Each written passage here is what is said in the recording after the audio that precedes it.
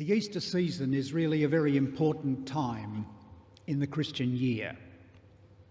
The lectionary sets it out as 50 days or 8 Sundays that goes from Easter Day through to Pentecost. And so it gives us a lot of time to think about the meaning of the cross and the resurrection and the ascension, and how the Spirit of God can be at work in our lives. You'll recall that it all began on the first Easter morning when Mary met the risen Christ in the garden. And she was told not to cling to Jesus, because from now on, his presence in our lives would not be by way of appearance, but the Spirit of God would make him known. And then I think that we all sympathised a lot with Thomas, because he's so much like us. He wanted to believe. He'd no doubt heard stories from Mary and Cleopas, but he wasn't convinced until he met the risen Christ face to face. And Jesus said to him, "Come here and touch my hands and side." But I sort of imagine Thomas didn't need any of that. I think he just went down on his knees and he said, "My Lord and my God." And then in the story of the Emmaus Road, Luke tells us how we can find the presence of Jesus in our lives today. We find him in reading the scriptures. We find him in discussing and proclaiming the word. And we find him in coming together in the sacrament of broken bread and poured out wine. And the story says that he's always walking beside us, even if we don't recognise him. But we've got to invite him in before his presence can transform our lives.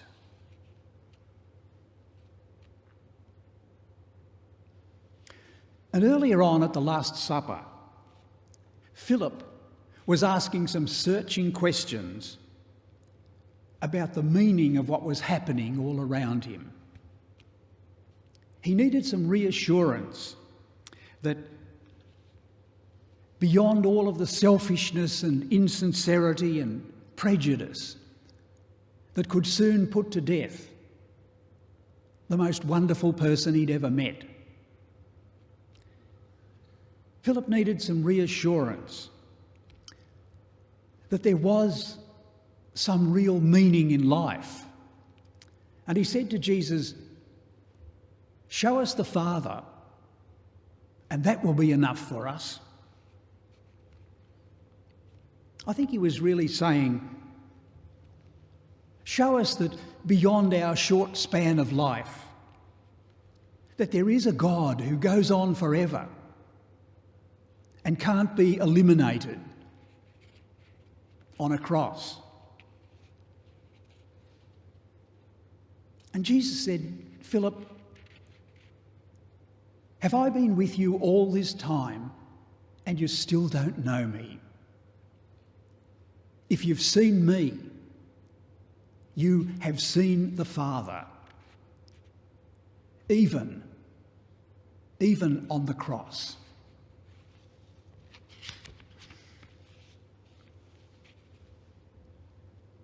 And then after Jesus had washed his disciples' dirty feet, he said to them, "I've just set you an example. Whoever would be greatest among you must be the servant of all. And I've got a new commandment for you, that you love one another as I have loved you."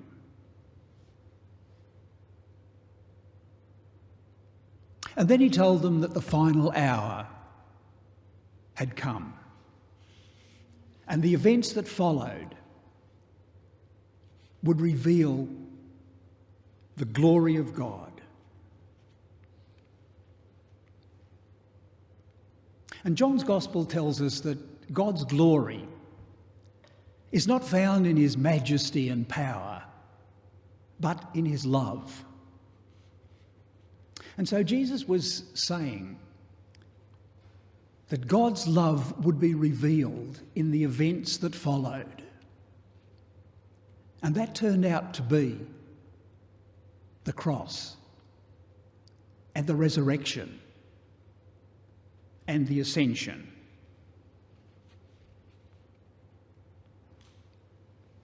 And so in the cross of Jesus, we see something of the incredible love of God. We see how far God's love was prepared to go for us. And even today, the cross is more than just a symbol of God's love, of something that God did many years ago. The cross is more like a visible pledge of what God is and what God does forever, and what God is prepared to do for you and me today. And the resurrection means that the ministry and life of Jesus was vindicated. He was the Christ after all. And the disciples' faith in him was not misplaced. It was not that God stepped in and brought victory out of defeat. The resurrection doesn't cancel out the meaning of the cross. It proclaims its true meaning, that God was there all of the time, especially in the suffering and death of Jesus. And God's way with us is the way of loving and self-giving, even to the point of death. And so the resurrection shows that the life that Jesus lived, the life of loving and self-giving and serving in God's strength, is after all the true life, the real life. It's the life to which we are called, and it's the life that leads to eternity.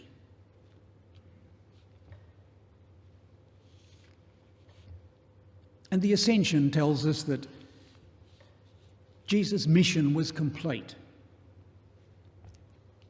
But before he returned to the Father, he bestowed the Spirit of God on the disciples. And the Spirit became the driving force in their lives. And on the day of Pentecost, they had such a spiritual experience that they could only describe it by saying that God came into our lives like wind and fire, so that the new power in our lives was God's power. And so Christianity began with people whose lives were changed through the presence of Jesus and the power of the Spirit of God in their lives. and it's survived for more than 2,000 years.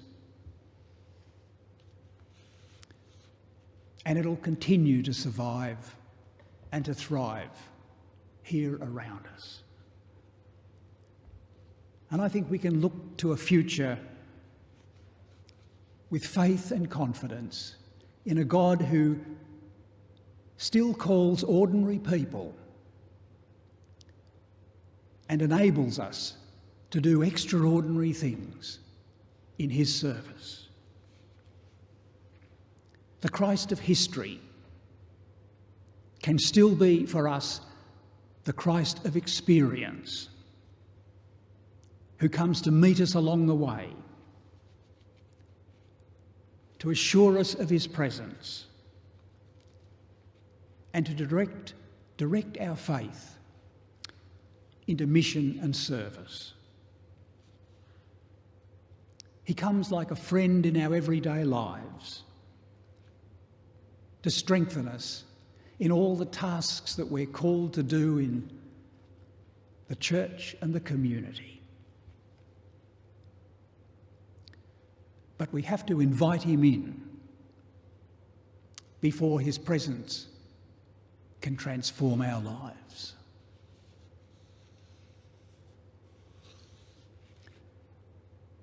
Amen.